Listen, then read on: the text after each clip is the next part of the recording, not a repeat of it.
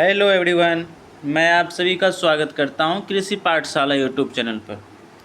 Dear agriculture students, आज का session आज फिर से बहुत ही धमाकेदार होने वाला है। बहुत ही इम्पोर्टेंट क्वेश्चंस पढ़ेंगे हम लोग। तो इस वीडियोस में, इस सेशन में आप लोग एंड तक बने रहे और सेशन को स्टार्ट करने से पहले आप सेशन को लाइक कर दें और चैनल को सब्सक्राइब कर लें। फ्रेंड्स, बहुत ही अच्छी तरीके से आज हम लोग फिर से IBPS AFO एंड CCI का 100 मोस्ट इम्पॉर्टेंट क्वेश्चंस लेकर के आए हैं और इस क्वेश्चंस को 100 मोस्ट क्वेश्चंस को हम लोग पूरे डिटेल में एक अच्छी तरीके से हम लोग पढ़ेंगे। साथ ही साथ प्रत्येक क्वेश्चंस का प्रत्येक आंसर्स जो ऑप्शंस हैं उन ऑप्शंस के बारे में भी हम लोग डिटेल से पढ़ेंगे, कैसे कब क्या हुआ। और तो आप लोग जल्द से जल्द ज्वाइन हो जाए इस वीडियोज़ में और जैसे आप वीडियोज़ को देख रहे हो, आपके और भी फ्रेंड्स हैं, उन सभी फ्रेंड्स के पास भी इस वीडियो को सेंड कर दे ताकि वो फ्रेंड्स भी इस वीडियोज़ को देख सके। फ्रेंड्स, ये वीडियोज़ सिर्फ IBPS AFO एंड CCI के लिए नहीं बल्कि एनी अदर कम्पिटिटिव एग्ज़ाम्स के लिए भी वेरी इंपॉर्टेंट क्वेश्चंस है ये। और इस वीडियोस को और ये हमारे कृषि पाठशाला यूट्यूब चैनल पे फ्री में सारे वीडियोस अपलोड की जा रही।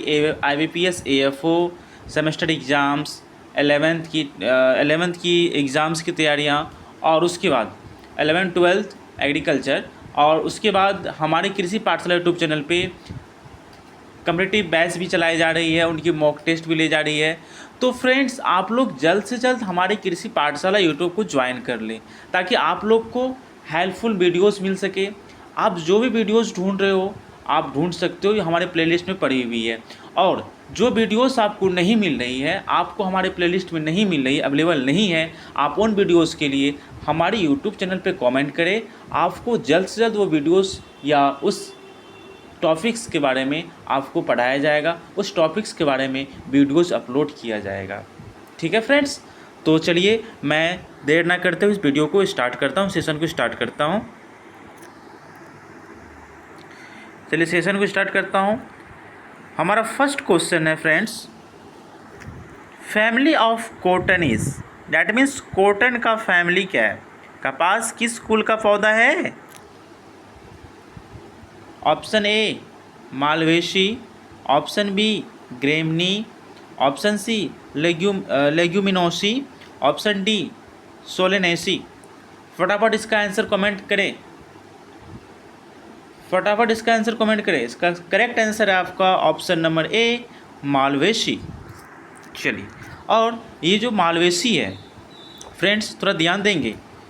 कॉटन का रिलेशन गॉसिपियम जीनस है, सॉरी, ये जो है कॉटन का रिलेशन जो है गॉसिपियम जीनस से है और गॉसिपियम को मालवेशी फैमिली में रखा गया है। गॉसिपियम को कहाँ रखा गया है? मालवेशी फैमिली में रखा गया है।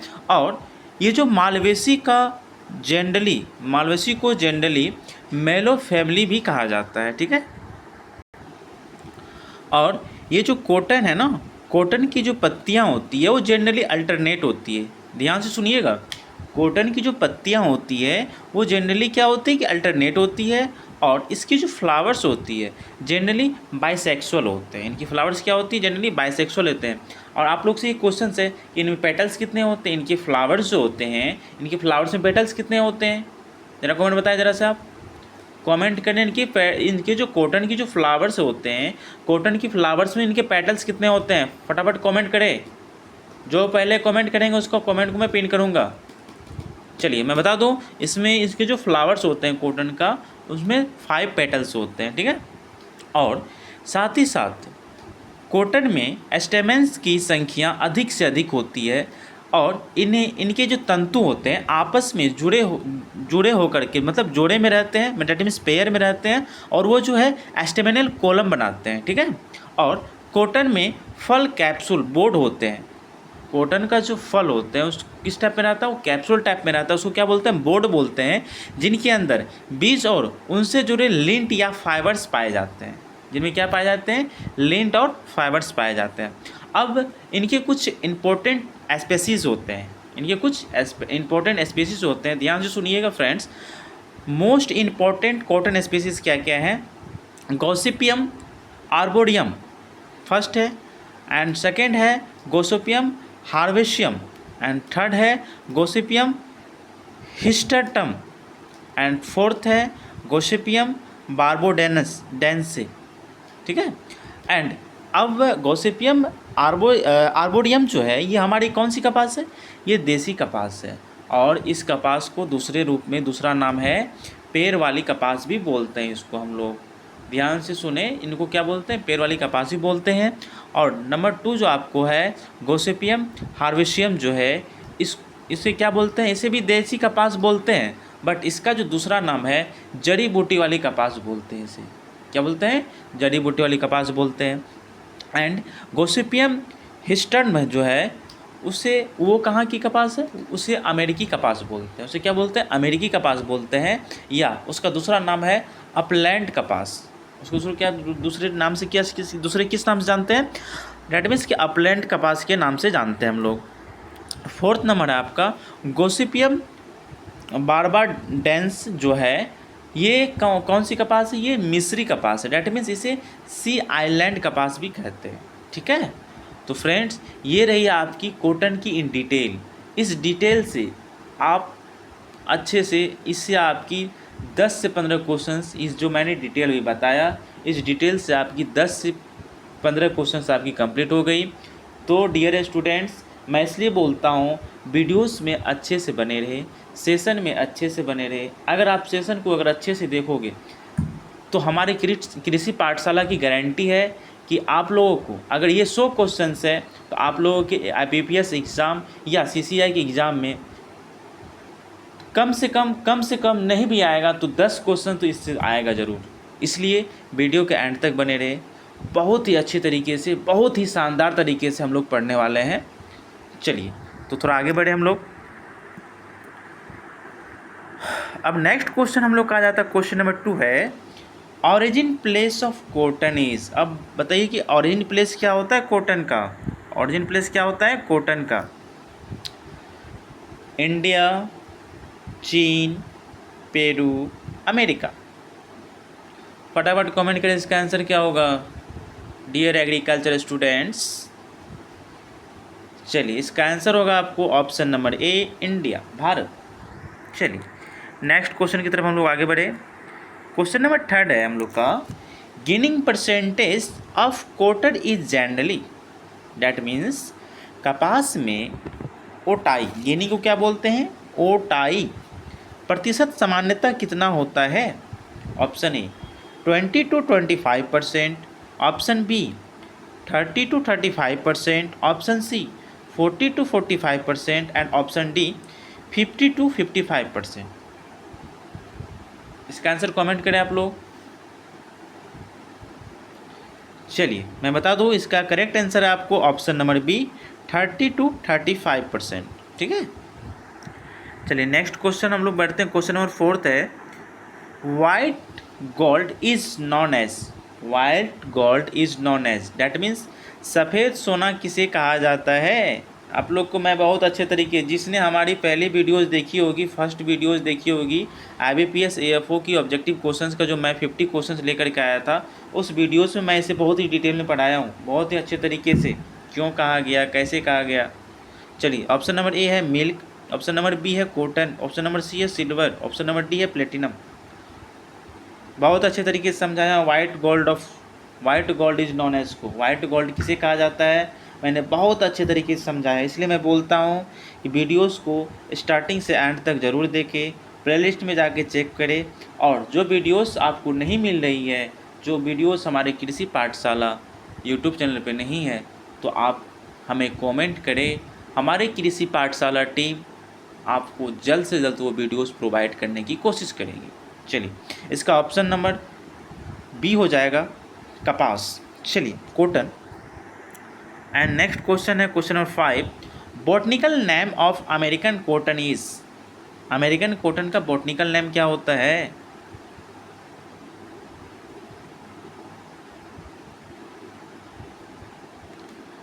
चलिए, तो अमेरिकन कॉटन का बॉटनिकल नेम होता है ऑप्शन नंबर सी गॉसिपियम हिस्टम। ठीक है, गॉसिपियम हिस्टम। चलिए, नेक्स्ट क्वेश्चन हम लोग का है क्वेश्चन नंबर 6 है। क्या है क्वेश्चन नंबर 6? क्या है हम लोग का?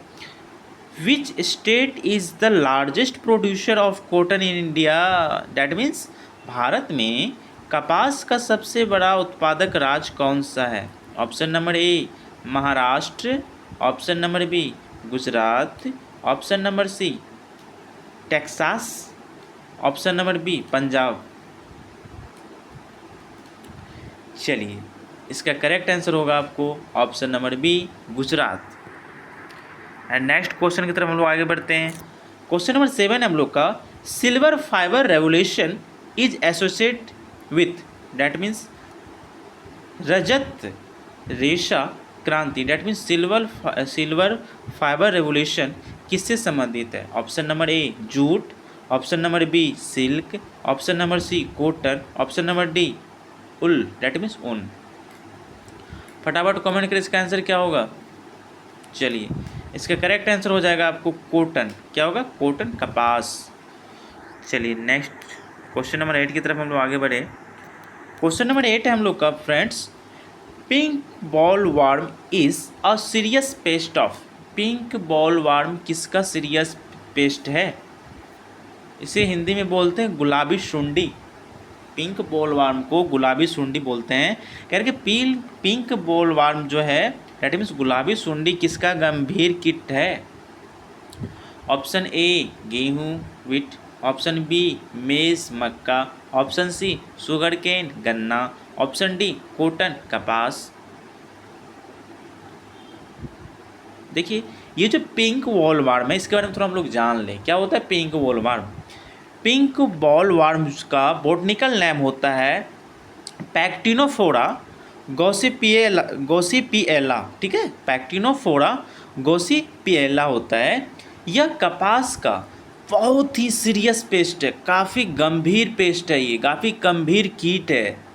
ठीक है, इसका प्रकोप मुख्य रूप से कपास के फूलों और बॉल में होता है। इसका जो अटैक होता है, पिंक बॉल वार्म किस पे अटैक करता है?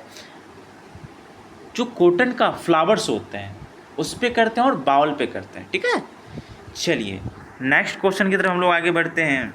सेशन को लाइक करें आप लोग फटाफट और शेयर भी करें अपने फ्रेंड्स के पास। चलिए, नेक्स्ट क्वेश्चन हम लोग का है question number 9, world cotton day is celebrated on, that means विश्व कपास दिवस कब मनाया जाता है? बताइए आप लोग, कब मनाते हैं हम लोग विश्व कपास दिवस? 7 अक्टूबर, 15 अगस्त, 5 जून, 1 दिसंबर, कब मनाते हैं? तो इसका करेक्ट आंसर क्या है? 7 अक्टूबर। ठीक है, चलिए नेक्स्ट क्वेश्चन की तरफ हम लोग बढ़े। क्वेश्चन नंबर 10 है हम लोग का KCC। इसका फुल फॉर्म क्या होता है KCC का? Kisan credit card scheme was introduced in, that means Kisan credit card योजना कब शुरू की गई थी? बताइए आप लोग। Option number A is 1995, option number B 1998, option number C 2001, option number D 2004। फटाफट कमेंट करें। चलिए, इसके बारे में थोड़ा हम लोग जान लेते हैं किसान क्रेडिट कार्ड क्या होता है। KCC that means Kisan credit, ये जो स्कीम है भारत सरकार द्वारा किसानों को समय पर आसानी से कृषि ऋण उपलब्ध कराने के लिए ये स्कीम चलाई गई थी। ये स्कीम की शुरुआत की गई थी। ठीक है, ये KCC स्कीम इसलिए चलाई गई थी ताकि KCC के माध्यम से किसान बीज, खाद, कीटनाशक, कृषि मजदूरी, सिंचाई तथा अन्य कृषि खर्चों के लिए ऋण प्राप्त कर सकते हैं। और इसका जो योजना, ये जो योजना KCC योजना की सिफारिश जो किए थे ये हमारे RV गुप्ता कमेटी, ये जो KCC किसान क्रेडिट कार्ड स्कीम की जो घोषणा किए थे, डैट मीन्स सिफारिश किए थे। कि सिफारिश किसने किए थे? इस योजना का सिफारिश RV गुप्ता कमेटी ने की थी और इसे 1998 से 99 में इसे लागू किया गया था। कब लागू किया गया था? 1998 से 99 में से लागू किया गया था। चलिए हम लोग नेक्स्ट क्वेश्चन की तरफ बढ़ते हैं। तो इसका ऑप्शन नंबर करेक्ट क्या होगा? Option number B 1998। चलिए नेक्स्ट क्वेश्चन की तरफ हम लोग बढ़े। क्वेश्चन नंबर 11 है आप लोग का। नेशनल एग्रीकल्चर मार्केट, इसको ई नेम से भी जानते हैं, was launched in, that means national agriculture market e NAM was launched in. राष्ट्रीय कृषि बाजार कब शुरू किया गया था? Option number A 2014, option number B 2015, option number C 2016, option number D 2017। चलिए इसके बारे में थोड़ा हम लोग पढ़ लेते हैं क्या हुआ है। ये जो ई नाम होता है ENAM, चलिए इसके बारे में पढ़ते हैं।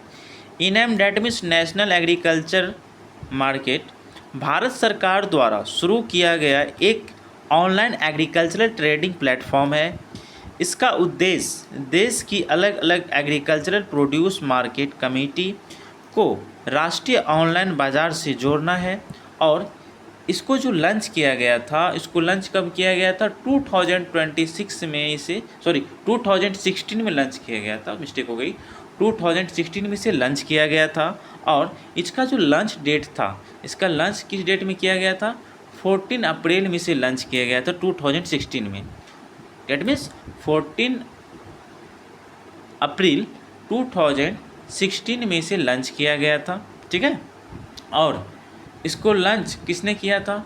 इसको लॉन्च भारत सरकार द्वारा इसे लॉन्च किया गया था, ठीक है। चलिए नेक्स्ट क्वेश्चन की तरफ हम लोग बढ़ते हैं। अब है हम लोग का question number 12, premium rate for kharif crops under PMFBY, that means PMFBY के तहत खरीफ फसलों के लिए प्रीमियम दर क्या है? Option number A 1.5%, option number B 2%, option number C 5%, option number D 2.5%। ये प्रीमियम रेट क्या होता है फ्रेंड्स? डियर एग्रीकल्चर स्टूडेंट्स, किन्हीं को पता है कि प्रीमियम रेट क्या होता है? अगर किन्हीं को पता है जरा हमें कमेंट बताएं, प्रीमियम रेट क्या होते हैं हमें बताएं ज़रूर। आप लोग कमेंट करें क्या होते हैं प्रीमियम रेट। चलिए मैं बता दूं थोड़ा, प्रीमियम रेट क्या होती है। प्रीमियम रेट फसल का बीमा कराने के लिए किसान द्वारा सम इंश्योर्ड डैट मीन्स बीमित राशि का जो प्रतिशत भुगतान किया जाता है उसे क्या कहते हैं हम लोग? प्रीमियम रेट कहते हैं। अगर आप लोग को बोला जाए कि प्रीमियम रेट निकालने के लिए, डैट मीन्स प्रीमियम रेट कैसे निकालते हैं, आप लोग निकाल के बता सकते हो? इसकी क्या फार्मूलास है, इसे कैसे निकाला जाता है? चलिए थोड़ा हम शॉर्ट में ही बता दूं कि इसे जैसे खरीफ फसल की जो दर होती है, खरीफ फसल की जो प्रीमियम रेट होती है, डैट मीन्स खरीफ क्रॉप की प्रीमियम रेट क्या होती है? 2% होती है। ऑप्शन नंबर बी इसका करेक्ट है। तो इसका जो खरीफ क्रॉप्स की जो प्रीमियम रेट होती है 2% होती है। डैट मीन्स जैसे हम ऐसे इसका प्रीमियम रेट अगर निकालेंगे तो क्या करेंगे कि मान लीजिए कि किसी किसान की फसल की सम इंश्योरेंस डैट मीन्स बीमित राशि जो है 1 लाख रुपीज़ है। कितना है? 1 लाख रुपीज़ है। तो इसको हम कैसे निकालेंगे? तो हम लिखेंगे premium PREMIUM, premium equal to 1 lakh into that means गुना 2/100। क्या करेंगे? इसको लिखेंगे, फिर से रिपीट कर रहा हूँ मैं, premium equal to 1 lakh into जो हमारा खरीफ की जो रेट दी गई है प्रीमियम रेट 2% जो दी गई है 2/100। अब इसको कैलकुलेट करेंगे। अगर हम कैलकुलेट करेंगे तो इसकी आंसर हमको निकल के आएगी 2000, ठीक है। अर्थात किसान की अधिकतम 2000 प्रीमियम दे होगा। किसान को कितना प्रीमियम देना होगा? प्रीमियम रेट देना होगा 2000 प्रीमियम रेट देना होगा 1 लाख का, ठीक है। चलिए नेक्स्ट क्वेश्चन की तरफ हम लोग बढ़े। अब है premium rate for rabi crops under PMFBY। Friends यहाँ जो लिखा है PMFBY, इसका ज़रा फुल फॉर्म बताइए क्या होता है? PMFBY का फुल फॉर्म क्या होता है? प्रीमियम रेट तो मैं बता दिया, आप लोग ने भी जो भी कमेंट किया बहुत अच्छी बात है। अब इसका बताइए, कमेंट करिए कि PMFBY का फुल फॉर्म क्या होता है। प्लीज़ कमेंट करिए आप लोग।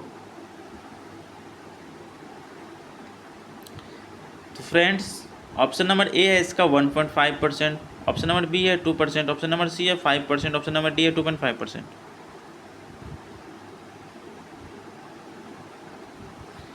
तो चलिए, PMFBY का फुल फॉर्म जिसने कमेंट किया, बहुत अच्छी बात है, उसको थैंक यू, लाख लाख धन्यवाद, बहुत अच्छी बात है, आपको नॉलेज है। चलिए मैं भी बता दूं थोड़ा, PMFBY का फुल फॉर्म क्या होता है, प्रधानमंत्री फसल बीमा योजना। मैं फिर से रिपीट कर रहा हूँ, PMFBY का फुल फॉर्म क्या होता है, प्रधानमंत्री फसल बीमा योजना। और इसका करेक्ट आंसर हम लोग का क्या है, ऑप्शन नंबर ए है 1.5%। चलिए नेक्स्ट क्वेश्चन की तरफ हम लोग बढ़े।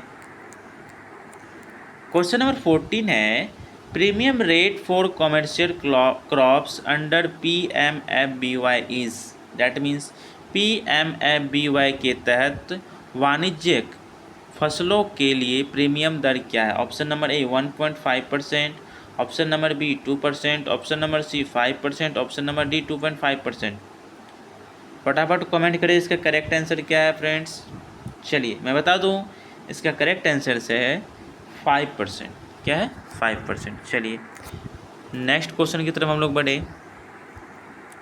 क्वेश्चन नंबर 15 है, NABARD was established on, that means NABARD की स्थापना कब हुई थी। नाबार्ड के बारे में मैंने फर्स्ट वीडियोस में जो 50 क्वेश्चंस मैं लेकर के आया था, उस क्वेश्चन में अच्छे से डिटेल में मैंने बताया था। चलिए ऑप्शन नंबर ए है 12 जुलाई 1982, ऑप्शन नंबर बी है 15 अगस्त 1980, ऑप्शन नंबर सी है 26 जनवरी 1985, ऑप्शन नंबर डी है 2 अक्टूबर 1990। फटाफट कमेंट करें इसका आंसर क्या होगा। तो चलिए, इसकी जो ये आपकी जो नाबार्ड है, बता दूं ज़रा, नाबार्ड इसकी स्थापना 12 जुलाई 1982 डैट मीन्स 1982 को हुई थी। नाबार्ड अधिनियम 1981 के तहत बनाई गई थी। नाबार्ड की जो अधिनियम है 1981 के तहत बनाई गई थी। इसकी स्थापना बी शिवरामन समिति की सलाह पर हुई थी। इसकी जो स्थापना की गई थी बी शिवरामन समिति जो थी उसकी सलाह पर हुई थी। इसका मुख्यालय कहाँ है हम लोग को, मुंबई में। नाबार्ड की मुख्यालय कहाँ है, मुंबई में। तो इसका ऑप्शन नंबर ए क्या हो जाएगा, करेक्ट हो जाएगा 12 जुलाई 1982। हम लोग का है क्वेश्चन नंबर 16। क्वेश्चन नंबर 16 में हम लोग क्या है, soil health card scheme was launched in, that means मृदा स्वास्थ्य कार्ड योजना कब शुरू की गई थी, बताइए आप लोग। ऑप्शन नंबर ए है 2014, ऑप्शन नंबर बी है 2015, ऑप्शन नंबर सी है 2016, ऑप्शन नंबर डी है 2017। फटाफट कमेंट करें इसकी आंसर क्या होगी। आप लोग लेट कर रहे हैं फ्रेंड्स, डियर एग्रीकल्चर स्टूडेंट्स, आप लोग काफ़ी लेट कर रहे हैं कमेंट करने। फास्ट कमेंट करें ताकि हम भी फास्ट बताएं और फास्ट निकले और अच्छे से समझाएं और भी कुछ समझाएं। चलिए समझ लेते हैं हम लोग थोड़ा, सॉइल हेल्थ कार्ड क्या होता है। सॉइल हेल्थ कार्ड क्यों इम्पोर्टेंट है, इसके बारे में थोड़ा पढ़े। सॉइल हेल्थ कार्ड इसलिए इम्पोर्टेंट है कि मिट्टी की जांच के बाद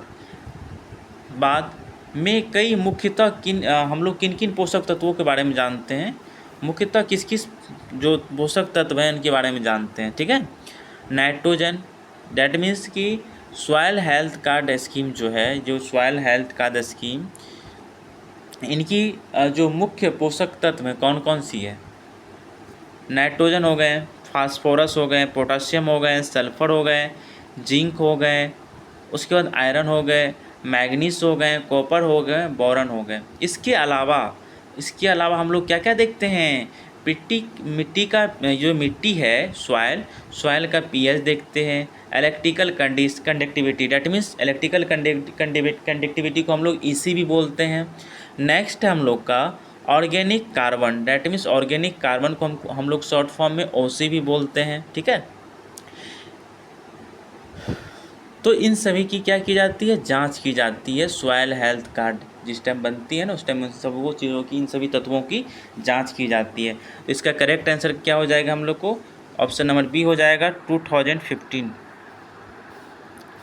अब ऑप्शन नंबर 17 है हम लोग का, विच soil is best situated for cotton cultivation. That means कपास की खेती के लिए कौन सी मिट्टी सबसे उपयुक्त है। जलोढ़ मिट्टी, काली मिट्टी, लाल मिट्टी, लेटरलाइट मिट्टी। इसको इंग्लिश में बोल दे, चलिए। Alluvial soil, black soil, red soil, laterite soil. बताइए इसका करेक्ट आंसर क्या होगा। चलिए मैं बताऊँ तो इसका करेक्ट आंसर होगा option number B, black soil, जिसे हम लोग क्या बोलते हैं, काली मिट्टी बोलते हैं। चलिए ऑप्शन नंबर, अब है हम लोग का क्वेश्चन नंबर क्या है, 18 है। Black soil is also known as, that means काली मिट्टी को और किस नाम से जाना जाता है। बांगर, खादर, रेगूर, सुअर, ऊसर, ऊसर। बताइए फटाफट कमेंट करके करेक्ट आंसर क्या होगा। चलिए इसका करेक्ट आंसर होगा आपको रेगूर। क्या होगा, रेगूर। चलिए नेक्स्ट क्वेश्चन की तरफ हम लोग आगे बढ़े। नेक्स्ट क्वेश्चन 18, क्वेश्चन नंबर 18 क्या है, weight of one cotton bale is, that means कपास की एक गांठ जो होती है, गांठ बेल का वजन कितना होता है। Option number A 170 kg, option number B 180 kg, option number C 160 kg, option number D 150 kg। बताइए कितनी होती है कपास की जो गांठ होती है, एक गांठ की वजन वेट कितनी होती है, फटाफट बताइए आप लोग। चलिए मैं बता दूँ इसका करेक्ट आंसर क्या है, ऑप्शन नंबर ए 170 kg होती है। डेट मीन्स 170 kg होती है इसकी वेट। अब weight of one jute bale is, that means jute की जो एक गांठ होती है उसकी कितनी वजन होती है। Option A 170 kg, option B 180 kg, option C 160 kg, option D 150 kg। फटाफट कमेंट करें आप लोग। तो चलिए इसका करेक्ट आंसर क्या हो जाएगा, 180 kg। चलिए नेक्स्ट क्वेश्चन की तरफ हम लोग आगे बढ़े। नेक्स्ट क्वेश्चन हम लोग का क्या है, 21 में, highest water is efficiency is found in, that means जल उपयोगिता क्षमता सबसे अधिक किस में होती है। फ्लड इरिगेशन, डैट मीन्स बाढ़ सिंचाई, स्प्रिंकल, डैट मीन्स स्प्रिंकल ही होता है, drip irrigation, that means drip सिंचाई होता है, फ्यूरो, डैट मीन्स फरो सिंचाई होते हैं। बताइए इसका करेक्ट आंसर क्या होगा, फटाफट बताइएगा। चलिए थोड़ा हम लोग इसके बारे में देख लेते हैं क्या है, ठीक है, थोड़ा समझा दे, थोड़ा डिफ़िकल्ट है ये। तो ये जो होती है ना आपकी water use efficiency, that means इसे शॉर्ट में WUF भी बोलते हैं। क्या बोलते हैं इसको, WUF, वाटर यूज एफिशिएंसी का अर्थ क्या होता है। वाटर यूज एफिशिएंसी का अर्थ होता है उपलब्ध या दिए गए पानी की मात्रा में पौधे द्वारा उपयोग किए गए पानी से अधिकतम उत्पादन प्राप्त करना। डैट मीन्स इसे शॉर्ट में अगर देखते हैं हम लोग, अगर शॉर्ट में आपको बोला जाए बोलने के लिए, तो इसकी क्या होती है, कम पानी में अधिक फसल उत्पादन। क्या, कम पानी में अधिक फसल उत्पादन को ही क्या बोलते हैं, हाईएस्ट वाटर यूज एफिशिएंसी बोलते हैं। और ड्रिप इरिगेशन की जो सिंचाई है इसे ड्रिप करके दिया, डैट मीन्स बूंद बूंद करके सीधे पौधे की जड़ तक पहुंचाया जाता है।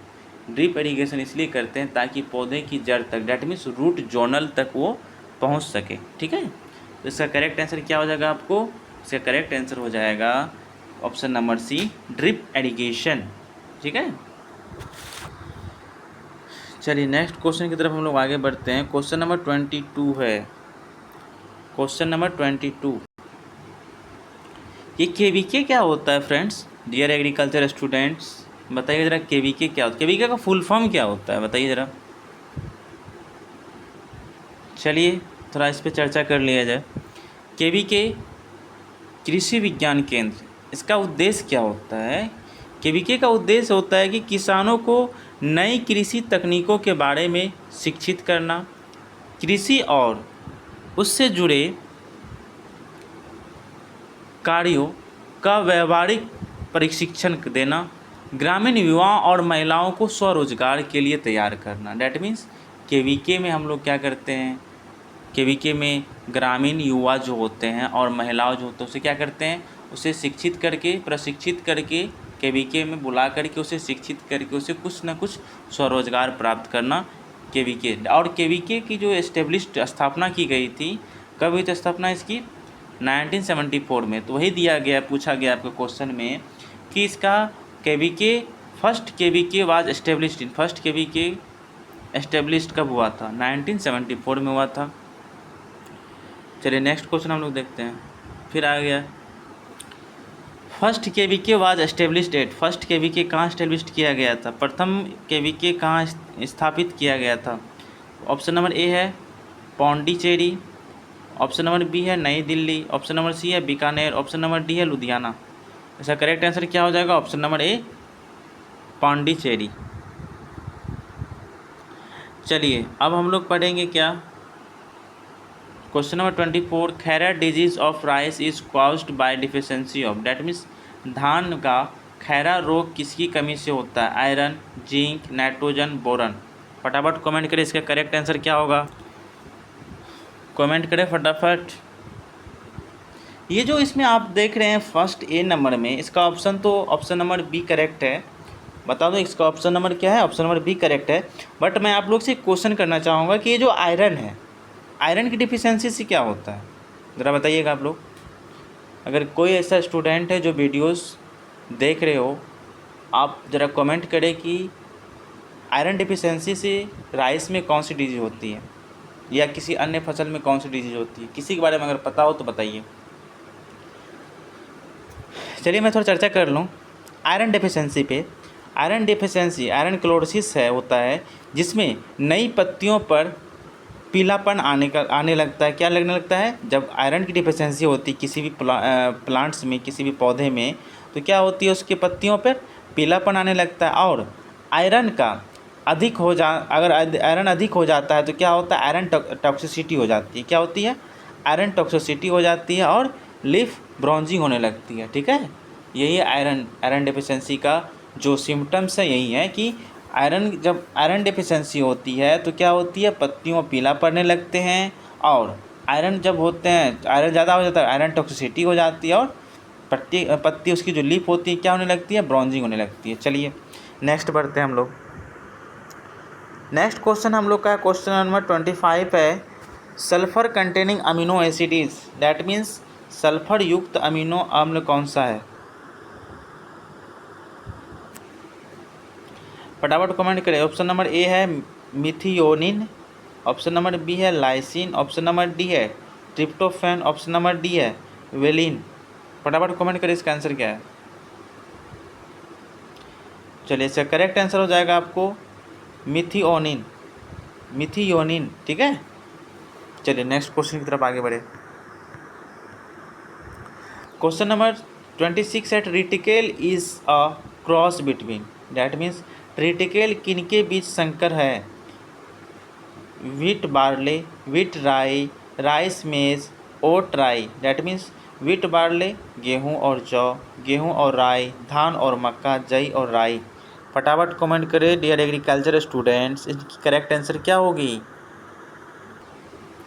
तो इसका करेक्ट आंसर क्या हो जाएगा, इसका करेक्ट आंसर हो जाएगा option number B wheat and rye. क्या हो जाएगा करेक्ट आंसर, व्हीट एंड राई। देखिए व्हीट एंड राई हिंदी में क्या बोलते हैं, गेहूं और राई। ये जो गेहूं और राई के बीच क्रॉस कराने से ट्रिटिकेल नामक एक नई संकर फसल बनती है। जब ये ट्रिटिकल क्रॉस जो है गेहूं और राई के बीच जब क्रॉस कराते हैं तो उससे क्या निकलती है, ट्रिटिकेल नामक एक संकर फसल बनती है। यह मानव द्वारा बनाई गई पहली कृत्रिम अनाज की फसल है। ये ट्रिटिकल क्रॉस जो है मानव द्वारा, दैट मीन्स मैन मेड है ये। ठीक है, पहली और फर्स्ट कृत्रिम अनाज फसल है ये। ठीक है, चलिए नेक्स्ट क्वेश्चन की तरफ हम लोग आगे बढ़ते हैं। अब है नेक्स्ट क्वेश्चन हम लोग का है, most critical stage for irrigation in wheat is, that means गेहूँ में सिंचाई की सबसे महत्वपूर्ण आवश्यकता कौन सी है। फ्लावरिंग फूल आना, CRI स्टेज ताजमूल अवस्था, C dough stage that means डफ अवस्था, ज्वाइंटिंग डेट मीन्स गांठ बनाना। फटाफट कमेंट करें इसका करेक्ट आंसर क्या होगा। तो इसका करेक्ट आंसर क्या हो जाएगा एग्रीकल्चर स्टूडेंट्स? इसका करेक्ट आंसर हो जाएगा option number B, CRI stage that means ताजमूल अवस्था। CRI क्या होता है फ्रेंड्स? आप लोग बता सकते हैं CRI का फुल फॉर्म क्या होता है? फास्ट में बताएं CRI का फुल फॉर्म क्या होता है, कमेंट करें आप लोग। बहुत लेट कमेंट कर रहे हैं आप लोग, फास्ट कमेंट करें ना। क्या होता है?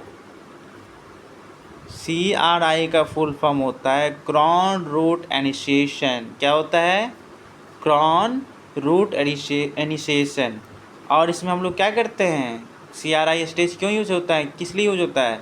ये CRI स्टेज जो है सोइंग के, जैसे गेहूँ वीट जो होती है, वीट के सोइंग के 2 से 25 डेज बाद इसका क्या होता है? फर्स्ट इरिगेशन होता है। डैट मीन्स सोइंग के 20 से 25 दिन बाद पहला सिंचाई करना ज़रूरी होता है, इम्पोर्टेंट रहता है।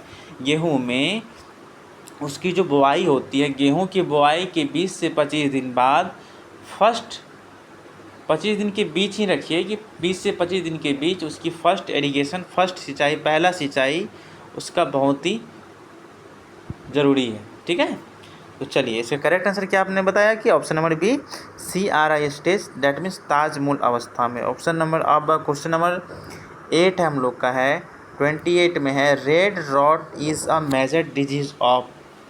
किसका रेड रॉट मेजर डिजीज है? लाल सड़न किस फसल का प्रमुख रोग है? वीट गेहूँ, मेज मक्का, शुगर केन गन्ना, कॉटन कपास। फटाफट बताएं आप लोग कि इसका करेक्ट आंसर क्या हो जाएगा। तो किसमें होती है रेड रॉट डिजीज़? चलिए बिल्कुल सही, ऑप्शन नंबर सी क्या है? करेक्ट है, गन्ना, दैट मीन्स शुगर केन। ये जो गन्ना है, चलिए बता थोड़ा इसके बारे में जान ले, रेड रॉट डिजीज़ के बारे में। ये जो शुगर केन है, यह गन्ने की फसल की रेड रॉट डिजीज़ जो है, यह गन्ने की फसल का प्रमुख और बेहद खतरनाक रोग है। क्या है? बेहद वेरी डेंजरस डिजीज़ है, जिसे हिंदी में लाल सड़न रोग कहते हैं। क्या बोलते हैं इसे? रेड रॉट को लाल सड़न रोग कहते हैं, और इसे गन्ने का कैंसर भी कहते हैं। रेड रॉट डिजीज को हिंदी में क्या बोलते हैं? लाल सड़न रोग कहते हैं, और उसे गन्ने का कैंसर भी कहते हैं, क्योंकि ये पूरा फसल को क्या करता है? बर्बाद कर देता है काफ़ी मात्रा में। जब ये रेड रॉट डिजीज लग जाती है शुगर केन में, गन्ने में, तो क्या करती है? हमारी फसल को काफ़ी हानि पहुंचा देती है। चलिए नेक्स्ट क्वेश्चन की तरफ हम लोग बैठते हैं। नेक्स्ट क्वेश्चन हम लोग का है 29, methane gas is primarily estimated from. That means methane gas मुख्य रूप से कहाँ से निकलती है? मीथेन गैस मुख्य रूप से कहाँ से निकलती है? फटाफट बताएं आप लोग।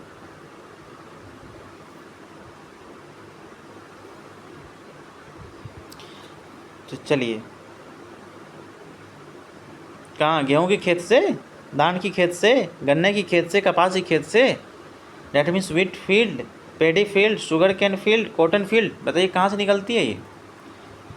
चलिए इसका करेक्ट आंसर क्या हो जाएगा हम लोग का?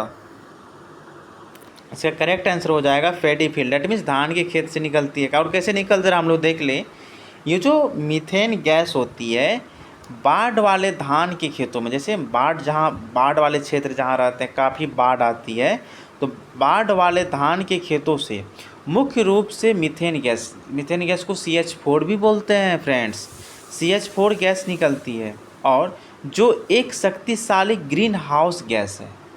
CH4 गैस जो है, डेट मीन्स मीथेन गैस जो है, क्या है? शक्तिशाली ग्रीन हाउस गैस है। इसके कारण से क्या होती है? इसके कारण से ऑक्सीजन की कमी होती है। ऑक्सीजन की कमी कैसे होती है? जब खेत पानी से पूरी तरह डूब जाते हैं, तो मिट्टी में ऑक्सीजन की सप्लाई क्या होती है? बंद हो जाती है। और दूसरा कारण इसका क्या है? दूसरा कारण है सूक्ष्म जीवों की क्रिया। अब सूक्ष्म जीवों क्या होते हैं? ये क्या करती है कि ऑक्सीजन न होने पर पानी के नीचे मौजूद बैक्टीरिया सक्रिय हो जाते हैं। सूक्ष्म जीव की क्रिया कैसे होती है? पानी ऑक्सीजन न होने पर पानी के नीचे मौजूद बैक्टीरिया क्या होता है, सक्रिय, दैट मीन्स एक्टिव हो जाते हैं। अब दूसरा कारण, तीसरा कारण हम लोग को क्या आता है कि गैस का बनना, इसमें गैस भी बनता है फ्रेंड्स। ये बैक्टीरिया मिट्टी में मौजूद कार्बन और सड़े हुए पदार्थ को तोड़कर मीथेन गैस बना देते हैं, दैट मीन्स CH4 बना देते हैं। समझ गए फ्रेंड्स? तो इसका करेक्ट आंसर क्या हो जाएगा, पैडी फील्ड। मीथेन गैस किस फील्ड में बनते हैं, पैडी फील्ड में बनते हैं, इसे धान के खेतों में। तो फ्रेंड्स मैं इतने अच्छे से, मैं इतने डिटेल में अगर एक क्वेश्चन से अगर 10 क्वेश्चन में बता रहा हूँ, 10 क्वेश्चन में बना के बता रहा हूँ ताकि आपके एग्ज़ाम में कोई भी क्वेश्चन छूटे ना। तो फ्रेंड्स मैं आपसे फ्री में, मैं आपको फ्री में मैं इसका PDF भी मैं सेंड कर सकता हूँ। तो फ्रेंड्स मैं इसलिए कहता हूँ आप लोग वीडियोस को स्टार्टिंग से एंड तक देखें और वीडियोस को लाइक करें और वीडियोस को अपने अन्य फ्रेंड्स के पास भी सेंड करें ताकि इस वीडियोस का लाभ आपके साथ साथ आपके फ्रेंड्स भी इसे उठा सके। चलिए नेक्स्ट क्वेश्चन की तरफ हम लोग आगे बढ़ते हैं। अब क्वेश्चन नंबर 30 हम लोग का है, father of green revolution in India, that means Bharat में हरित क्रांति के जनक कौन है? भारत में हरित क्रांति के जनक कौन है? Norman Borlaug, V Kurien, MS Swaminathan, BP Pal. फटाफट कमेंट करें इसका करेक्ट आंसर क्या होगा। चलिए इसका करेक्ट आंसर क्या है, option number C, MS Swaminathan. चलिए MS स्वामीनाथन जी का जब नाम आए हैं तो थोड़ा हम लोग थोड़ा इसके विस्तार से पढ़ लेते हैं। तो देखिए वैश्विक स्तर पर हरित क्रांति के जनक नॉर्मन, वैश्विक स्तर समझ रहे हैं ना, विश्व स्तर पर। आप वैश्विक दूसरा क्वेश्चन में समझिएगा, वैश्विक डैट मीन्स विश्व स्तर पर हरित क्रांति के जनक नॉर्मन बोरलॉग हैं, जिन्हें 1970 डैट मीन्स 1970 में नोबेल शांति पुरस्कार मिला था। क्या मिला था? डॉक्टर नॉर्मन बोरलॉग को क्या मिला था? नोबेल शांति पुरस्कार मिला था। वहीं भारत में हरित क्रांति के जनक MS स्वामीनाथन को माना गया है। भारत में किसको माना गया है? MS स्वामीनाथन को। और विश्व में किसको माना गया है? नॉर्मन बोरलॉग को। तो MS स्वामीनाथन को जो भारत का माना गया है हरित क्रांति के जनक, इन्हें क्या है, इन्होंने देश को खाद्यान्न उत्पादन पर आत्मनिर्भर बनाया है। हमारे MS स्वामीनाथन जो है हमारे देश को खाद्यान्न उत्पादन में क्या बनाया है, आत्मनिर्भर बनाया है। इसका करेक्ट आंसर क्या है आप लोग का, option number C, MS Swaminathan. अब हम लोग नेक्स्ट क्वेश्चन की तरफ आगे बढ़ेंगे। क्वेश्चन नंबर 31 है, percentage of nitrogen in urea, that means urea में नाइट्रोजन का प्रतिशत कितना होता है? Option number A 21%, option number B 46%, option number C 18%, option number D 33%। फटाफट बताए इसका करेक्ट आंसर क्या होगा, क्या होगा इसका correct answer? Option number B 46। चलिए थोड़ा यूरिया के बारे में हम लोग पढ़ लेते हैं। तो जान लिए कि ऑप्शन नंबर B क्या होगा, 46 होगा। थोड़ा यूरिया के बारे में हम लोग जान ले क्या क्या होते हैं इसमें। सामान्यतः यूरिया खाद जो है इसमें 46% या इसके लगभग 46.6% नाइट्रोजन होता है। इसका मतलब है कि 100 kg that means 100 kilogram urea में लगभग 46% शुद्ध नाइट्रोजन पाए जाते हैं। कितने में? 100 kg, 100 किलोग्राम यूरिया में लगभग 46 kg शुद्ध नाइट्रोजन पाई जाती है। और यूरिया का रासायनिक सूत्र क्या होता है आप लोग बता सकते हैं? जिन्हें पता है आप लोग बताएं, यूरिया का रासायनिक सूत्र क्या होता है, फटाफट बताएं। यूरिया का रासायनिक सूत्र क्या होता है? चलिए मैं बता दूं, यूरिया का रासायनिक सूत्र क्या होता है, CONH2 CONH2 और इसका जो कुल आणविक द्रव्यमान कितने होते हैं? आणविक द्रव्यमान, यूरिया का कुल आणविक द्रव्यमान कितने होते हैं ज़रा बताइए फटाफट आप लोग।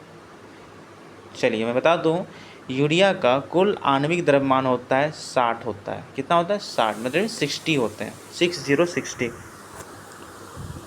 चलिए नेक्स्ट क्वेश्चन की तरफ हम लोग आगे बढ़ते हैं। बहुत लेट हो रही है हम लोग को, क्योंकि हम लोग डिटेल में पढ़ रहे हैं ना, थोड़ा लेट तो लगेगी भाई।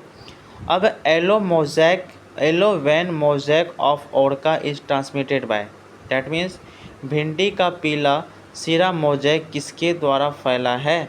ऑप्शन नंबर ए एफिड माहू, option number B white fly सफ़ेद मक्खी, option number C jassid, option number D thrips. फटाफट कमेंट करें इसका करेक्ट आंसर क्या होगा। इसका करेक्ट आंसर होगा option number B, that means white fly. चलिए अब हम लोग पढ़ लेते थोड़ा येलो, यही जो है येलो वैन मोजैक, जो इसके बारे में थोड़ा हम लोग पढ़ ले विस्तार से। येलो वैन मोजैक ऑफ ओरका मुख्य रूप से सफ़ेद, दैट मीन्स वाइट फ्लाई, सफ़ेद मक्खी दैट मीन्स वाइट फ्लाई या बेमिसिया तवासी द्वारा एक पौधे से दूसरे पौधे में संचारित किया जाता है। दूसरे पौधे में क्या किया जाता है? संचारित किया जाता है।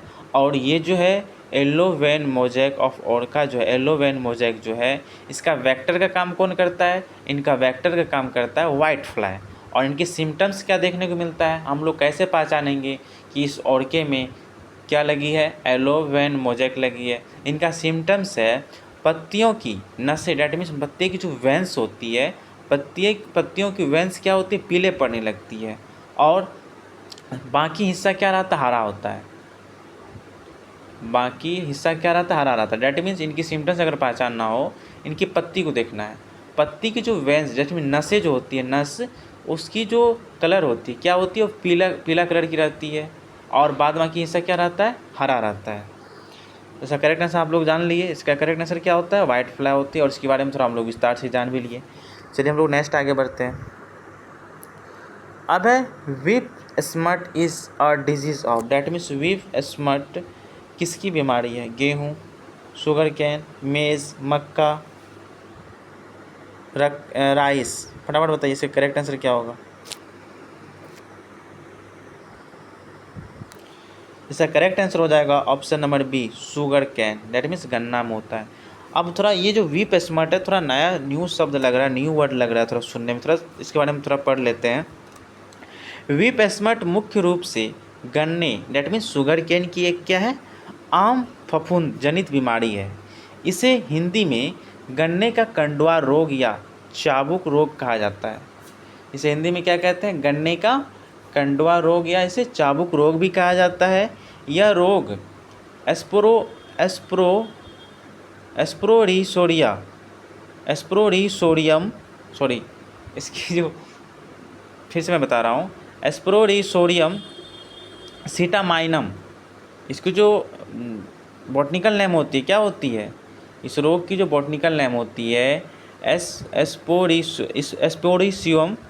एस्पोरिसोरियम और सीटामाइनम।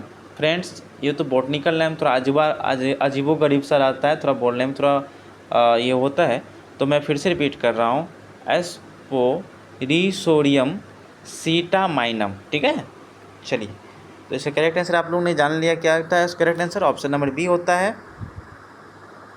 ठीक है, तो अब नेक्स्ट हम लोग आगे बढ़ेंगे।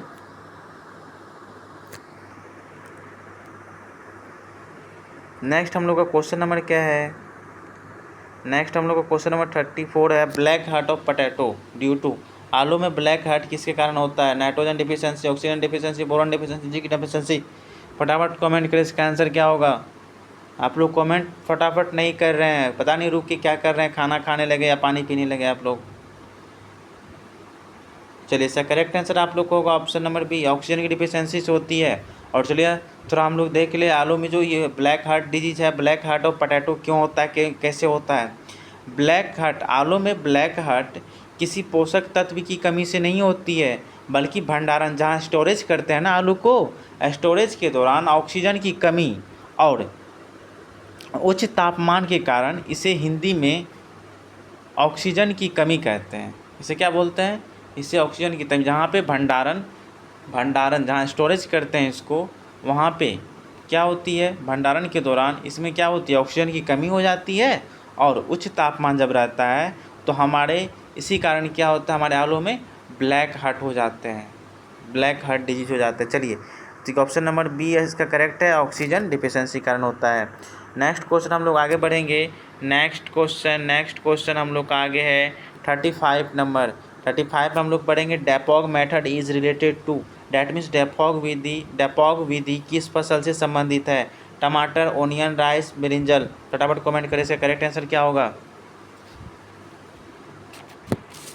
आप लोग कमेंट नहीं कर रहे हैं, फटाफट कमेंट करें, इसकी करेक्ट आंसर क्या होगी? तो इसका करेक्ट आंसर क्या हो जाएगा आप लोग बता दें। चलिए ठीक है, ऑप्शन नंबर सी क्या हो जाएगा इसका? ऑप्शन नंबर सी धान, डैट मीन्स राइस। इसका क्या हो जाएगा? डेपोक मेथड रिलेटेड इससे है। अब थोड़ा डेपोक मेथड के बारे में हम लोग पढ़ ले, थोड़ा न्यू वर्ड लग रहा है ये मेरे को।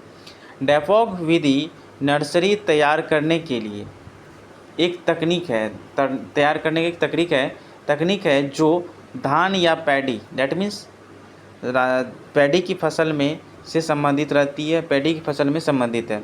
इस विधि में पौधे को बिना मिट्टी के, डैट मीन्स कंक्रीट के फर्श या प्लास्टिक शीट पर उगाया जाता है। इस तरह तैयार की गई पौधे मात्र 11 से 14 दिनों में रोपाई के लिए तैयार हो जाते हैं। ये जो होते हैं डेपोक, जो होते हैं डेपोक विधि में क्या करते हैं हम लोग, इसकी जो नर्सरी तैयार करते हैं, इसकी नर्सरी तैयार करने की एक तकनीक होती है।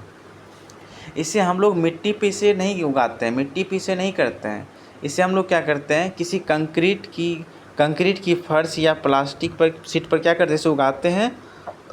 और ये कब तैयार हो जाता है हमें रोपाई के लिए? ये 11 से, डेट मीन्स 11 to 14 डेज में ये तैयार हो जाते हैं रोपाई करने के लिए। चलिए नेक्स्ट क्वेश्चन हम लोग आगे बढ़े। क्वेश्चन नंबर 36 हम लोग का क्या है? Question number 36 very important question. Question number 36 minimum support price MSP is recommended by.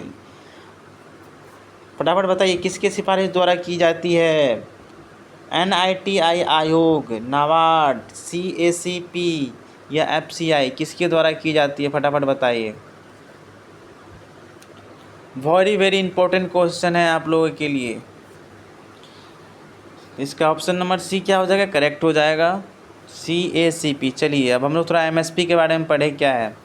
Bharat में जो है MSP, that means minimum support price की सिफारिश कृषि लागत और मूल्य आयोग करते हैं। कौन करते हैं? कृषि आयोग, ये जो आपकी कृषि लागत और मूल्य आयोग करते हैं, ठीक है।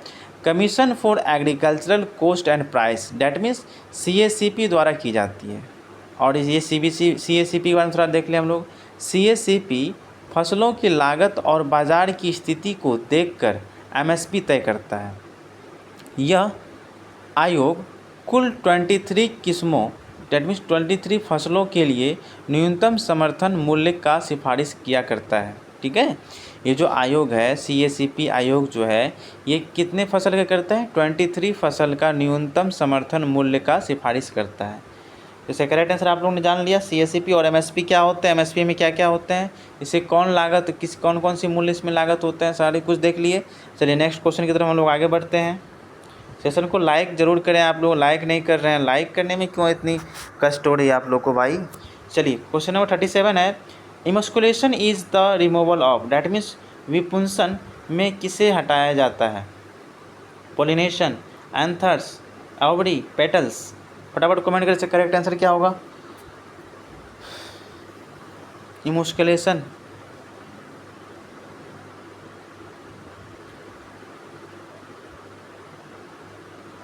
इसका करेक्ट आंसर क्या हो जाएगा? एंथर्स, मेल पार्ट को हटाया जाता है। चलिए नेक्स्ट क्वेश्चन के आगे तरफ बढ़े। अब है 38 में हम लोग का है which is a C4 plant, that means इनमें से कौन सा C4 पौधा है? वीट, राइस, मेज, सोयाबीन। फटाफट कमेंट करें, इसका आंसर क्या होगा? इसका करेक्ट आंसर क्या हो जाएगा? मक्का। तो देख ले थोड़ा मक्का कैसे C4 प्लांट है। देखिए मक्का में प्रकाश संश्लेषण की C4 प्रक्रिया जो होती है ना, वो जिसे बनने वाले पहला अस्थायी यौगिक है। C4 प्लांट मक्का में क्या होती है? बनने वाला पहला अस्थायी यौगिक है। ये जो यौगिक होते हैं 4 कार्बन वाला होता है, ठीक है। कितने होते हैं? 4 कार्बन वाले यौगिक होते हैं, इसलिए इसे क्या कहा जाता है? C4 प्लांट कहा जाता है मक्का को। इसमें 4 यौगिक कार्बन बनते हैं। चलिए नेक्स्ट क्वेश्चन की तरफ बढ़ते हैं हम लोग 39 की तरफ। अब नेक्स्ट क्वेश्चन हम लोग का है saffron is obtained from, saffron that means केसर पौधे के लिए पौधे के किस भाग से प्राप्त होते हैं? रूट से लीफ होते हैं, या लीफ से होते हैं, या स्टिग्मा से होते हैं, या स्टेम्स होते हैं? कहाँ से होते हैं? सैफ्रॉन। फटाफट बताएं, very very important questions for you. चलिए इसका करेक्ट आंसर क्या हो जाएगा? स्टिग्मा, दैट मीन्स वर्तिकाग्र। चलिए सैफ्रॉन के बारे में हम लोग थोड़ा पढ़ लेते हैं। सैफ्रॉन केसर पौधे के पुंकेसर के वर्तिकाग्र, दैट मीन्स स्टिग्मा से प्राप्त किया जाता है। कहाँ से प्राप्त किया जाता है? स्टिग्मा से प्राप्त किया जाता है। यह फल के भीतर का लाल नारंगी भाग जैसे हिस्सा होता है, ठीक है। और ये इसका जो पौधा होता है, इसका पौधे का जो नाम है, इसका पौधे का क्या नाम है?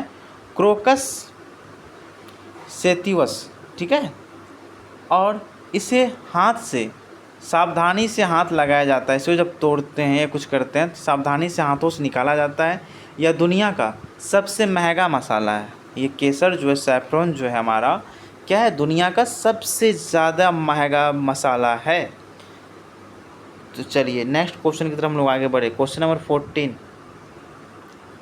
क्वेश्चन नंबर 14 आ गया। अब आपको tikka disease is associated with, that means tikka रोग किस फसल से संबंधित है? ग्राउंड नट, मस्टर्ड, व्हीट, चिसमम, तिल। फटाफट कमेंट करें, इसका आंसर क्या होगा? फटाफट कमेंट करें, इसका आंसर क्या होगा?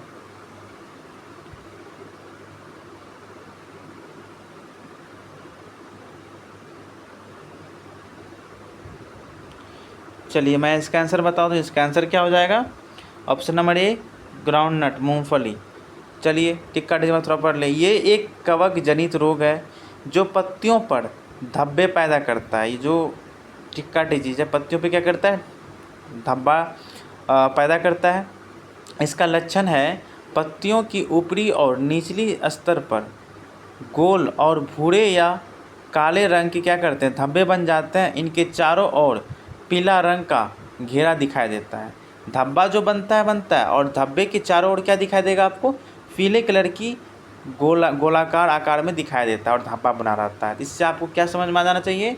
इससे आपको पता लग जाता है कि हमारी जो ग्राउंड नट है इसमें कौन सी डिजीज लग गई है? टिक्का डिजीज लग गई है। तो चलिए फ्रेंड्स, अब हम लोग थोड़ा आगे बढ़ते हैं। अब है question number 41। Golden rice is rich in, that means golden rice में किसकी प्रचुरता होती है? Vitamin A, vitamin B, vitamin C, vitamin D. फटाफट कमेंट करें, इसका आंसर क्या होगा?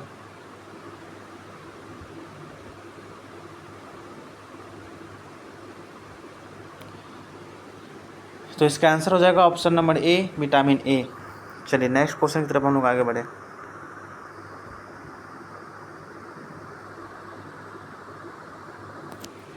अब है फैलरिस माइनर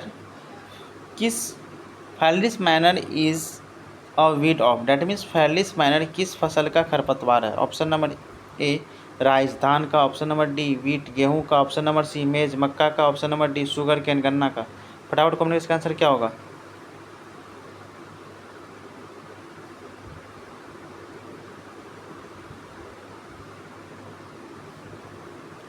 चलिए इसका करेक्ट आंसर क्या है? ऑप्शन नंबर बी है, वीट, गेहूँ। चलिए नेक्स्ट क्वेश्चन। अब apical dominance is caused bye, that means शीर्ष प्रमुखता। एपिकल डोमिनेंस का कारण क्या? ऑक्सीन है, जिब्रेलिन है, साइटोकाइनिन है, एथिलीन है। फटाफट कमेंट करें फ्रेंड्स, इसका करेक्ट आंसर क्या होगा? चलिए मैं बता दूं, इसका करेक्ट आंसर क्या हो जाएगा? ऑक्सीजन हो जाएगा। चलिए थोड़ा एपिकल डोमिनेंस के बारे में हम लोग जान ले, क्या होता है एपिकल डोमिनेंस। जो एपिकल डोमिनेंस होते हैं, एपिकल डोमिनेंस के लिए ऑक्सीजन हार्मोन जिम्मेदार होता है, बट यह पौधे की ऊपरी सिरे पर बनता है। ये ऑक्सीजन जो बनता है कहाँ बनता है? पौधे के ऊपरी सिरे पर बनता है।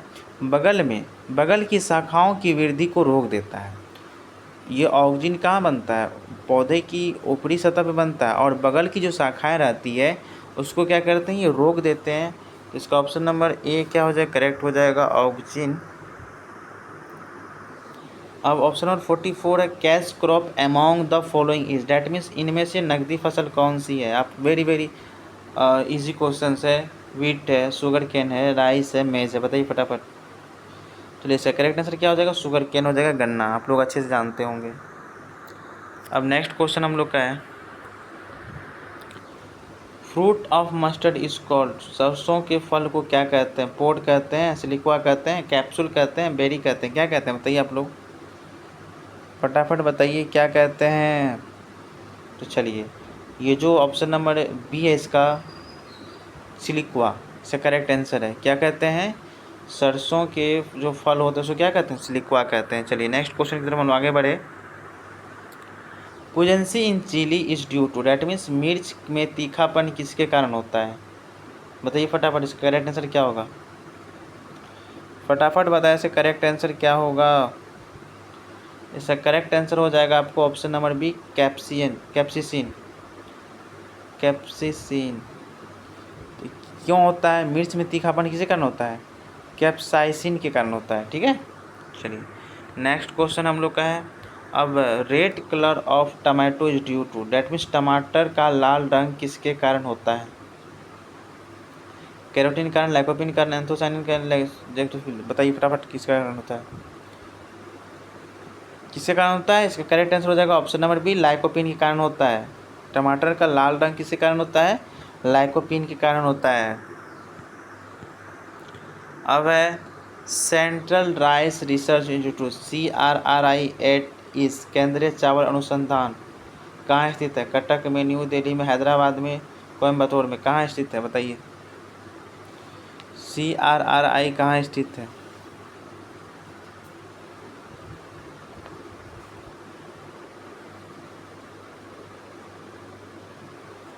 तो कहाँ स्थित है? कटक में स्थित है। चलिए ठीक है, नेक्स्ट क्वेश्चन की तरफ बढ़े। Study of fruits is called, मतलब फलों के अध्ययन को क्या कहते हैं? ऑलरिकल्चर, पोमोलॉजी, फ्लोरिकल्चर, सिल्वीकल्चर, क्या कहते हैं बताइए? तो फ्रूट के अध्ययन को हम लोग कहते हैं ऑप्शन नंबर बी, पोमोलॉजी बोलते हैं। क्या बोलते हैं? पोमोलॉजी बोलते हैं। अब लास्ट 50 क्वेश्चन है। Study of vegetables is called, that means सब्जियों के अध्ययन को क्या कहते हैं? ऑर्टिकल्चर, पोमोलॉजी, फ्लोरिकल्चर, विटिकल्चर, बताइए फटाफट बताइए आप लोग, लास्ट क्वेश्चन है। नहीं फ्रेंड्स, लास्ट क्वेश्चन नहीं है आप लोग का ये, सॉरी, ये 50 क्वेश्चन मैं अभी कराया हूँ। मैंने बताया कि 100 क्वेश्चन मैं कराऊँगा, बट मैं अभी 50 क्वेश्चन कराया हूँ और 50 क्वेश्चंस मैं आज ही, या आज नहीं तो कल तक इसकी जो ये पार्ट 1 है आपकी, पार्ट 2 मैं कल लेकर के आऊँगा, या तो आज शाम तक लेकर के आऊँगा या तो फिर कल लेकर के आऊँगा। इसकी करेक्ट आंसर क्या हो जाएगी? ऑप्शन नंबर ए होगी, ऑर्टिकल्चर। तो ये क्वेश्चन इस सेशन का लास्ट क्वेश्चन था और इसकी ये पार्ट 1 थी, वही पार्ट 2 मैं इसका पार्ट 2 लेकर के जल्द ही आऊँगा। तो डियर एग्रीकल्चर स्टूडेंट्स, तो आप लोग ज़रूर कमेंट करें आज की क्लास कैसी रही, आज की सेशन कैसी रही। अगर इस सेशन में अगर कोई डाउट है, आज की क्वेश्चन जिन क्वेश्चन को मैं डिटेल में बताया हूँ, इस क्वेश्चंस में अगर कोई डाउट हो तो आप लोग हमें कमेंट करें। और अगर आप लोग को अगर और किसी भी वीडियोज़ की ज़रूरत हो और किसी भी क्लास की ज़रूरत हो तो आप लोग हमें कमेंट करें। ऐसा नहीं कि किसी एक स्पेशल क्लास के लिए, आप 12th क्रैश कोर्स के लिए आप कमेंट कर सकते हो, सेमेस्टर एग्ज़ाम्स के लिए किस सब्जेक्ट की वीडियोस चाहिए। वैसे हमारे कृषि पाठशाला यूट्यूब चैनल पे हमारे कृषि पाठशाला की कुछ टीम कुछ वीडियोस अपलोड कर चुके हैं, और अगर आपको किसी भी सब्जेक्ट की इम्पोर्टेंट लग रहा है, एसेंशियल नीड है आपको इस वीडियोस की, तो आप मुझे कमेंट करें। मैं अपने टीम से कह के उस टॉपिक पे या उस सब्जेक्ट के लिए मैं वीडियोस रेडी करवाऊँगा, आप लोग के सामने उसे प्रोवाइड करवा दूँगा।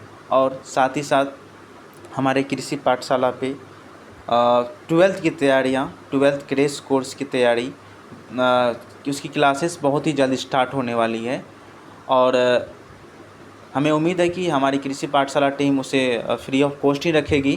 तो इसलिए आप लोग से रिक्वेस्ट है कि आप लोग अगर आप लोग के कांटेक्ट में अगर कोई फ्रेंड्स या कोई भाई बहन हो या कोई दोस्त हो, तो आप लोग उसे नोटिस कर दें कि हमारे ये जो कृषि पाठशाला यूट्यूब चैनल है उसमें फ्री ऑफ कॉस्ट में 12th की क्रैश कोर्स स्टार्ट होने वाली है जल्द से जल्द।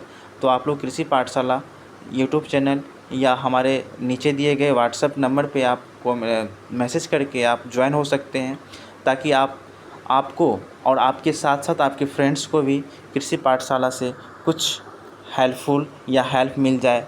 और साथ ही साथ किन्हीं भी सेमेस्टर एग्ज़ाम्स या किन्हीं भी अदर कॉम्पिटिटिव एग्ज़ाम्स के लिए किसी भी चीज़ की तैयारी अगर आप कर रहे हो तो आप कमेंट करें कि आप 11th या 12th में हो या सेमेस्टर एग्ज़ाम्स में हो या आप किसी कॉम्पिटिटिव एग्ज़ाम की तैयारियां कर रहे हो, तो आप लोग कमेंट करके बताएं। तो हमें तो ये पता चलेगा ना कि हमारे कृषि पाठशाला में कितने फैमिली मेम्बर्स हैं, कृषि पाठशाला के कितने फैमिली मेम्बर्स किस चीज़ की तैयारियां कर रहे हैं, या 11th-12th की कर रहे हैं या सेमेस्टर एग्ज़ाम की कर रहे हैं। तो मैं उन पे ज़्यादा फोकस करूँगा ना। आप लोग जिस टाइप से बताओगे उस टाइप से मैं फोकस करूँगा। अगर आप सेमेस्टर एग्ज़ाम्स पे ज़्यादा सेमेस्टर एग्ज़ाम्स के परिवार ज़्यादा होंगे तो उस पर मैं काफ़ी फोकस करूँगा। या अदर कॉम्पिटिटिव एग्ज़ाम्स के लिए ज़्यादा तैयारी कर रहे होंगे तो मैं इस पर ज़्यादा फोकस करूँगा। फोकस तो सब पे करूँगा, बट ये है कि आप लोग कमेंट करेंगे कि मैं सेमेस्टर एग्ज़ाम की तैयारी कर रहा हूँ तो उस पर मैं ज़्यादा फोकस करूँगा। तो फ्रेंड्स, ये रही आज की सेशन। तो अगर आपने वीडियो को एंड तक देखा हो तो बहुत बहुत धन्यवाद, और वीडियोस को लाइक कर दें और अपने फ्रेंड्स के साथ शेयर कर दें ताकि आपके साथ साथ आपके फ्रेंड्स को भी हेल्प मिल जाए इस वीडियो से। तो मैं नेक्स्ट इसका ये पार्ट 1 था और पार्ट 1 मैं जल्द से जल्द लेकर के आ रहा हूँ। तो फ्रेंड्स, आप लोग से रिक्वेस्ट है कि आप लोग वीडियोस को लाइक कर दें और सब्सक्राइब्स को फॉलो कर ले और अपने फ्रेंड्स को शेयर कर दे और हमारे कृषि पाठशाला से जुड़े रहे। धन्यवाद। जय जवान, जय किसान, टाटा, बाय बाय। चलिए, थैंक यू।